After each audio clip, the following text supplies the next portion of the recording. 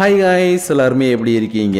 இன்னைக்கு நம்ம Tokyo cool anime season 2 ஓடிய எபிசோட் 10 தான் பார்க்க போறோம். அதனால இதுக்கு முன்னாடி இருக்கக்கூடிய எபிசோட்ஸ் எல்லாம் யாராவது பார்க்காம இந்த எபிசோடுக்கு வந்திருக்கீங்கன்னா கவலைப்படாதீங்க. கீழே டிஸ்கிரிப்ஷன்ல லிங்க் இருக்குது, அதை யூஸ் பண்ணி போய் ஒன்ஸ் பார்த்துட்டு வந்துருங்க. அப்பதான் இந்த எபிசோட்ல இருக்கக்கூடிய ஸ்டோரியோடைய ஃப்ளோவை உங்களால தெளிவா புரிஞ்சுக்க முடியும். அது மட்டும் இல்லாம தினமும் நம்ம சேனலோடைய வீடியோ உங்களுக்கு வந்து ரீச் ஆகணும்னா நீங்க சப்ஸ்கிரைப் பண்ணி இருக்கணும். ஆனா சப்ஸ்கிரைப் பண்ணாதவங்க உடனே சப்ஸ்கிரைப் பண்ண தேவையில்ல. அதுக்கு பதிலாக இந்த வீடியோவை எப்பயும் போல ஃபுல்லா பார்த்து முடிச்சுட்டு நம்ம சேனல்ல இருக்கக்கூடிய மற்ற வீடியோ எல்லாத்தையும் ஒரு தடவை செக் பண்ணி பாருங்க. அப்போ உங்களுக்கு பிடிச்சிருந்தா மட்டும் சப்ஸ்கிரைப் பண்ணி பெல் ஐகானை ஆல்ல வச்சுக்கோங்க. ஏன்னா நீங்க பார்த்துக்கிட்டு இருக்கிறது இன்ஃபினிட்டி அனிமேஷன் சேனல். வாங்க டைம் வேஸ்ட் பண்ணாம இந்த எபிசோடுக்குள்ள போயிடலாம். சோ இந்த எபிசோட ஓபன் பண்ணதும் இந்த ஐகிரி கிளானுடைய லீடர் இருக்கா இல்லையா, அவ ஒரு மொட்டை மாடியில நம்ம கணக்க மாதிரி உட்கார்ந்துகிட்டு ஆஹா நடக்குது நான் நினைச்ச மாதிரி எல்லாம் நடக்குதுன்ற மாதிரி வேடிக்கை பார்த்துக்கிட்டு இருக்க. டோக்கா எப்படியாச்சும் மத்தவங்களை காப்பாற்றணுன்றதுக்காக அடிச்சு பிடிச்சி இந்த பக்கம் ஓடி வந்துகிட்டு இருக்கா. ஆனா இவ வரதுக்கு முன்னாடியே தான் இந்த பக்கம் அட்டாக் பண்ண ஆரம்பிச்சிட்டாங்க இல்லையா. அதனால இங்க என்ன நடக்குதுன்னு பார்த்தா இந்த மீசக்கார பயப்புள்ள இவன் கிட்ட இருக்கக்கூடிய ஒரு வித்தியாசமான வெப்பனை வச்சுக்கிட்டு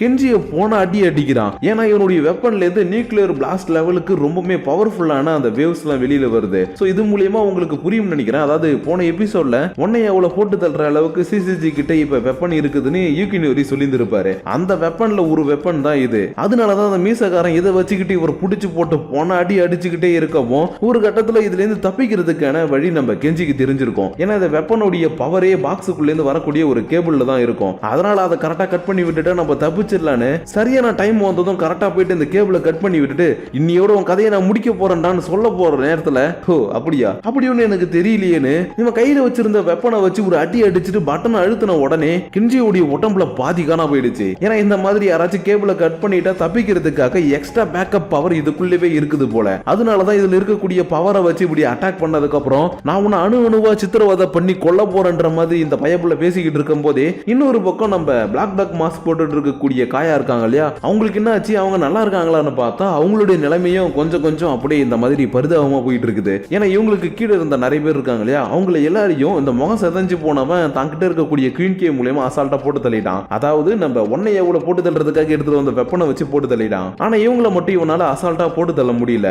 ஏன்னா நம்ம மாஸ்க் மேன் எப்படி ரொம்பவே ஃபாஸ்டா மூவ் பண்ணுவானோ அதே மாதிரி இவங்களுமே ஃபாஸ்டா மூவ் பண்ணக்கூடிய ஒரு கோல் தான். அதனாலதான் இவனுடைய அட்டாக்ல இருந்து அசால்ட்டா இவங்க தப்பிச்சுக்கிட்டே இருக்கும்போது தெரியாதனமா இந்த இடத்துல இருக்கக்கூடிய ஒரு சிவிலியன் பார்ட்டிக்காரங்க குறுக்க வந்துடுறாங்க. பட் உடனே சிவிலியன்லாம் யாரு ப்ரோ என்ன ப்ரோ அப்படின்னு கேட்காதீங்க. சிவிலியன் மீன்ஸ் இப்ப ஒரு சண்டை நடந்துகிட்டு இருக்குதுன்னா அந்த இடத்துல பொதுமக்கள் இருப்பாங்க இல்லையா, அப்பாவி மக்கள், அவங்கள தான் சிவிலியன்ஸ்னு சொல்லுவாங்க. அந்த மாதிரி தான் காயா அட்டாக் பண்ண போற நேரத்துல இந்த பாட்டி குறுக்க வந்ததும் ஐயோ இந்த பாட்டிக்கு எதுவும் ஆகக்கூடாதுன்னு இவங்க குறுக்க வந்து தன்னுடைய உயிரை பணைய வச்சு இவங்களை காப்பாத்திட்டு கீழே விழுந்துடுறாங்க. ஆனா நல்ல வேலையா காயா ஒரு கோல்ன்றதுனால அந்த அளவுக்கு பெருசா ஒன்னும் அடிபட்டு இருக்காது. இருந்தாலும் தன்னை கொல்றதுக்காக இங்க இருக்கக்கூடிய சிவிலியன்ஸை பத்தி கூட கவலைப்படாம அசால்ட்டா அட்டாக் பண்ண ஆரம்பிச்சாங்க இல்லையா.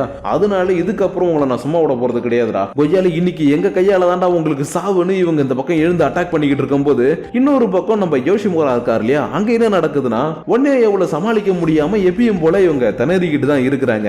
ஏன் இவங்க யூஸ் பண்ணக்கூடிய அந்த ஒன்னை எவ்வளவு அடிக்கிறதுக்கான வெப்பன் சொல்லிட்டு இவங்க கையில ஒன்னு எடுத்து வந்திருக்காங்க இல்லையா, அதை வச்சு கூட இவர் மேல ஒரு கீரல் கூட போட முடியாம இருந்திருக்கும். ஆனா இவருடைய கவனத்தை திசை திருப்பி இன்னொருத்தவன் எங்கிருந்த வந்து பின்பக்கத்துல இருந்து அட்டாக் பண்ணவும் இவருடைய ஒரு சைடு காகுஜா மட்டும் பிச்சுக்கிட்டு போயிடுச்சு. சோ இப்படி இது பிச்சுக்கிட்டு போறத பார்த்த உடனே அப்பனா சரி ஓகே நம்ம வந்து தொடர்ந்து அட்டாக் பண்ணிட்டே இருந்தா இந்த ஒன்னை எவ்வளவு நம்மளால தோக்கடிக்க முடியும், நம்மளால இதை கொல்ல முடியும்னு ஈகினோரிக்கு ஒரு வித்தியாசமான பிளான் மைண்டுக்கு வந்ததுமே இந்த இடத்துல யாரெல்லாம் ஹைலி டெக்டு வெப்பன் இருக்குதோ அவங்களை எல்லாரையும் இவர் இருக்கக்கூடிய இடத்துக்கு வர சொல்றாரு. ஏன்னா ஆரம்பத்துல இருந்து ரெண்டு பேர் மட்டும் அட்டாக் பண்ணிக்கிட்டே இருக்கும்போது இந்த ஒன்னை எவ்வளவு மேல இவங்களால ஒரு சின்ன கீரல் கூட போட்டிருக்க முடியாது. பட் இதுவே இன்னொருத்தவன் பின்பக்கத்துல இருந்து வந்து அட்டாக் பண்ணவும் இந்த அவளுடைய ஒன் சைடு காகுஜா மட்டும் பிச்சுக்கிட்டு போயிடுச்சு இல்லையா. அதனாலதான் சரி ஓகே நம்ம நிறைய பேர் இந்த இடத்துல இருந்து அட்டாக் பண்ணா இது ஈஸியா தோக்கடிக்க முடியும்னு எல்லாருமே வர சொன்னதும் இவரை ஃபர்ஸ்ட் வந்து அட்டாக் பண்றது யாருன்னா அந்த ஷூஷு பயபுள்ள தான். ஏன்னா ஷூஷு குட்டியும் ஒரு ஹைலி டெக்டு வெப்பன் இப்ப இருக்குது இல்லையா, அதாவது இந்த பெரிய ஆக்ஸ், அதை வச்சுக்கிட்டு ஈக்குனரி சொல்றது எதுவுமே கேட்காம நான் மட்டும் இதை தனியா சமாளிச்சுக்கிறேன்னு குறுக்க வந்து சண்டை போட போயிருப்பான். ஆனா இவனையுமே அடிச்சு ஒன்னைக்குள்ள எட்ட தள்ளி விட டேய் தம்பி நான் சொல்றது இப்பயாவது புரிஞ்சுக்கோ, டீம் ஒர்க் இஸ் மஸ்ட்னு அடுத்த செகண்டே இவங்க ரெண்டு பேரும் சேர்ந்து இந்த ஒன்னை அவள் கூட சண்டை போட ஆரம்பிக்கிறாங்க. ஏன்னா இவர் வர சொன்னவங்க எல்லாரும் வேற வேற இடத்துல இருந்து சண்டை போட்டுட்டு இருக்காங்க இல்லையா, அதனாலதான் அவங்க வர வரைக்கும் நம்ம கொஞ்சம் டைம் கடத்து போன்னு இவங்க ரெண்டு பேரும் சேர்ந்துக்கிட்டு போன அடிச்சுக்கிட்டு இருக்க.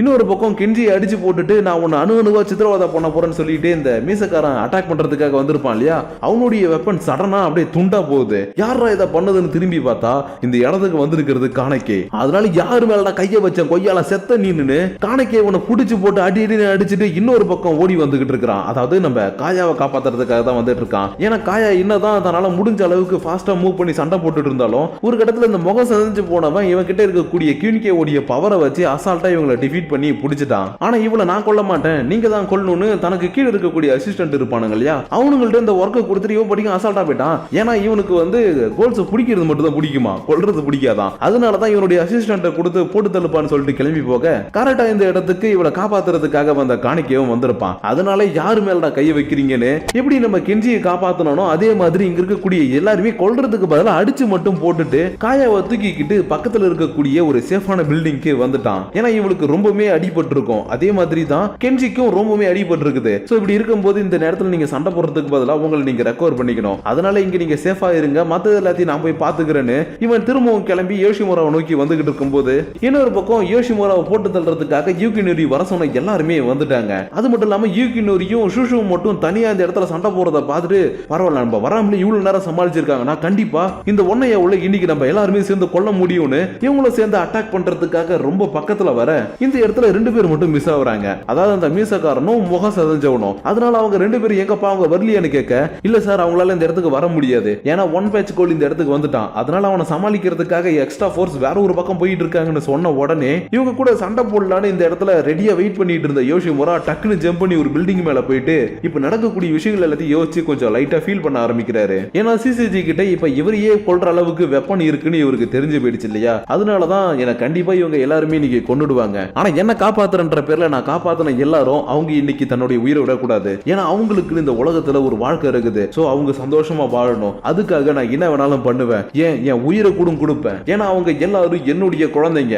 அதனால அவங்க சந்தோஷமா வாழறதுக்காக நான் என்ன வேணா பண்ணுவேன்னு இது வரைக்கும் ஒரு காப்பாத்தின எல்லார பத்தி நினைச்சு பார்த்துக்கிட்டு இருக்கும் போதே பின்பக்கத்துல இருந்து வந்து இந்த சூசு பயபுல அட்டாக் பண்ணிட்டான். பட் இதை இவர் பெருசா எடுத்துக்காம ஜஸ்ட் இவனை தடுத்துக்கிட்டு மட்டும் தான் இருக்கிறாரு. ஏன்னா இந்த சிசிஜியோட மெயின் கோல் என்ன, இந்த ஒன்னைய உல கொல்லணும்ன்றது தான். அதனால என்ன கொண்டுட்டா உங்களுடைய பிரச்சனை எல்லாம் முடிஞ்சிடும்ல. சரி வாங்க இன்னைக்கு நீங்களா இல்ல நானான ஒரு கை பாத்துடலான்னு தன்னால முடிஞ்ச அளவுக்கு இவங்களை டிஃபென்ஸ் பண்ணிக்கிட்டே இவர் அட்டாக் பண்றதுக்காக ட்ரை பண்றாரு. ஆனா ஒரு சிங்கத்தை கொல்றதுக்கு கூட்டமா வரக்கூடிய பண்ணிங்க மாதிரி இவங்க எல்லாருமே சேர்ந்து ஒரே நேரத்தில் அட்டாக் பண்றதுனால இவரால மோஸ்ட்லி தடுக்க மட்டும்தான் முடியுது, அட்டாக் பண்ணவே முடியல. அந்த அளவுக்கு இவனுங்க ஒரு சைட்ல இருந்து வந்து அட்டாக் பண்ணிக்கிட்டே இருக்கானுங்க. இதனால ஒரு கட்டத்துல இவருடைய உடம்புல இருக்கக்கூடிய எல்லா அந்த காகுஜா அப்புறம் காகுனி எல்லாமே பிச்சுக்கிட்டு கொஞ்சம் கொஞ்சமா எட்ட பறக்கவும் இவருடைய வாழ்க்கையில் நடந்த அந்த ஸ்வீட்டான மெமரிஸ் எல்லாமே ஞாபகத்துக்கு வர ஆரம்பிக்குது. அதாவது இவருடைய ஒய்ஃப் கூடயும் குழந்தை கூடயும் இருந்திருப்பார் இல்லையா, அந்த விஷயங்கள் எல்லாமே கொஞ்சம் கொஞ்சமா இவருக்கு ஞாபகம் வந்துகிட்டே இருக்கவும் 1001 மூவில கடைசியா பார்த்திபன் கடலை பார்த்த மாதிரி நான் சோழ நாட்டுக்கு போக போறேன்னு போய் விழுவார் இல்லையா,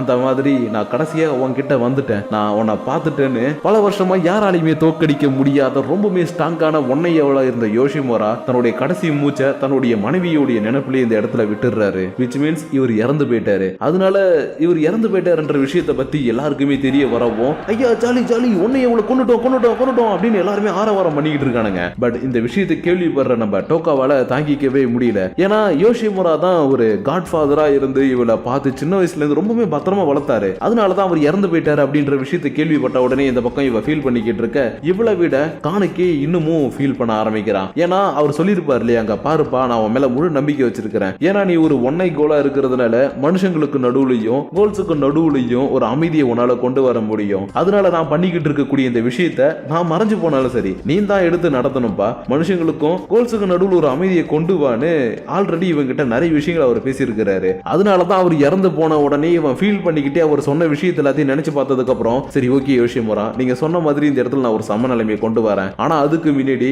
இந்த சிசிஜி இருக்கவங்கள நான் தீர்த்து கட்டி ஆகணும், அப்பதான் இந்த இடத்துல ஒரு சமநிலைமையை என்னால கொண்டு வர முடியும்னு இவை திரும்பவும் வேகமா இந்த பக்கம் ஓடி வந்துகிட்டு இருக்கும் போது இவனை தடுக்கிறதுக்காக யார அனுப்பி வச்சிருக்காங்கன்னா நம்ம அம்மானை அனுப்பி வச்சிருக்காங்க. ஆனா உண்மையை சொல்லணும்னா அம்மான் தான் கெஞ்சி கூத்தாடி நான் ஒன் பேட்ச் கோல் கூட சண்டை போடணும்னு கேட்டு வந்திருப்பான். ஏன்னா ஆஃப்னேஜ்ல இருந்த 2 பொண்ணுங்க கோலா மாதிரி இருப்பாங்க இல்லையா, அவங்கள பத்தின நிறைய விஷயங்களை இவன் தேடி பார்க்கும்போது இவனுக்கு செம்ம அதிர்ச்சி தர மாதிரியான விஷயங்களை எல்லாத்தையுமே இவன் தெரிஞ்சுக்கிட்டான். அதனாலதான் இவன் 5 பேட்ச் கோல் கூட சண்டை போட்டு நான் நிறைய விஷயங்களை தெரிஞ்சுக்கணும்னு இவன் காணிக்க கூட சண்டை போடுறதுக்காக இந்த பக்கம் நின்றுகிட்டு இருக்க சடனா மேல வானத்துல காத்தை கிழிச்சிட்டு போகக்கூடிய ஜெட் மாதிரி ஒரு சவுண்ட் கேக்குது. என்னடான்னு பார்த்தா அந்த சவுண்ட் வந்துகிட்டு இருக்கக்கூடிய விஷயம் இருக்கு இல்லையா, அது கரெக்டா போயிட்டு யோஷிமுரா இறந்து கிடக்கக்கூடிய இடத்துல விழவும் யோஷிமுராவுடைய அந்த அவுல் ஃபார்ம் இருக்கு இல்லையா, அது ஒரு வித்தியாசமான அவுல் ஃபார்முக்கு மாறி முன்னாடி இருக்கக்கூடிய யூகினோரிய ஒரே அடி அடிக்க அப்படியே இந்த இடத்துல இந்த எபிசோட கட் பண்ணிட்டாங்க. சோ கைஸ் இன்னைக்கு நம்ம பார்த்த இந்த எபிசோடு கண்டிப்பா உங்களுக்கு ஒரு இன்ட்ரெஸ்ட் இன்ட்ரெஸ்டிங்கான ஒரு வைபை கொடுத்துருக்கும்னு நினைக்கிறேன். ஏன்னா ஸ்டார்டிங் கொஞ்சம் லேக் அடிக்கிற மாதிரி ஸ்டோரி சொல்லிக்கிட்டே வந்தாலும் கடைசியில் இந்த ஃபைட்டிங் அதெல்லாம் வச்சு கொஞ்சம் இன்ட்ரெஸ்டா கொடுத்தாங்க. பட் இல்ல எனக்கு அந்த மாதிரி ஒரு வைபே கிடைக்கல, இணையா சொல்லிக்கிட்டு இருக்க அப்படின்னு கேட்டீங்கன்னா ஒரு பிரச்சனை கிடையாதுங்க. இந்த எபிசோடோடைய ஒரிஜினல் கிளிப்பிங்ஸ் எல்லாத்தையும் நம்ம டெலகிராம் சேனல்ல அப்லோட் பண்ணியிருக்கிறேன். அதுக்கான லிங்க் டிஸ்கிரிப்ஷன்ல இருக்கு. அதை யூஸ் பண்ணி ஒன்ஸ் போயிட்டு டவுன்லோட் பண்ணி பாருங்க. கண்டிப்பா இந்த எபிசோட் உங்களுக்கு ஒரு கூஸ்பம் மூமெண்ட்ஸை கொடுக்கும். ஏன்னா வீடியோ நம்ம எக்ஸ்பிளைன் பண்றதுனால ஒரிஜினல் கிளிப்பிங்ஸை உள்ள வச்சோம்னா காப்பிரைட் இஷ்யூ நிறைய வரதுக்கு வாய்ப்பு இருக்குது. ஸோ அதனால தான் நான் அதிகமா பிக்சரைஸ் பண்ணியிருப்பேன். கொஞ்சம் கொஞ்சம் இடத்துல மட்டும் நான் கிளிப்பிங்ஸ் யூஸ் பண்ணியிருப்பேன். அதனால இந்த எபிசோட பார்த்துட்டு என்னடா அது மொக்கையா இருக்குது, ஒண்ணுமே எனக்கு வைபே வரலையேன்னு ஃபீல் பண்ணாதீங்க. ஒன்ஸ் நீங்க போயிட்டு நான் சொன்ன மாதிரி அந்த வீடியோ டவுன்லோட் பண்ணி பாருங்க, கண்டிப்பா உங்களுக்கு அந்த ஒரு வைபு கிடைக்கும். ஸோ அதனால முடிஞ்ச அளவுக்கு டவுன்லோட் பண்ணி பார்க்கறதுக்கு ட்ரை பண்ணுங்க. இல்ல எனக்கு இந்த வீடியோவே போதும்பா, நீ பண்றதே எனக்கு பிடிச்சிருக்குதுன்னா எனக்காக கொஞ்சம் வெயிட் பண்ணுங்க. நாளைக்கான எபிசோடோட உங்களை வந்து நான் மீட் பண்றேன். ஆனா அதுக்கு முன்னாடி நீங்க எல்லாரும் இந்த வீடியோ பத்தின பர்சனல் தாட்ஸ் அண்ட் வியூஸை சொல்லணும்னாலும் ஜெனரலா உங்களுக்கு தோன்றதை கீழே கமெண்ட் பண்ணுங்க. ஏன்னா நீங்க பண்ணக்கூடிய கமெண்ட்ஸ் மூலியமா தான் நம்ம சேனல் எப்படி இருக்கு, என்னவா போயிட்டு இருக்குது, இதுல ஏதாச்சும் மாத்தணுமான்றது எல்லாத்தையும் என்னால அண்டர்ஸ்டாண்ட் பண்ணிக்க முடியும். ஸோ அதனால மறக்காம கீழே கமெண்ட் பண்ணுங்க. அப்படி நீங்க பண்ணக்கூடிய அந்த கமெண்ட்ஸோட சேர்த்து உங்களை நான் நெக்ஸ்ட் எபிசோடோட வந்து மீட் பண்ற வரைக்கும் உங்களிடமிருந்து விடைபெறுவது உங்கள் நான்.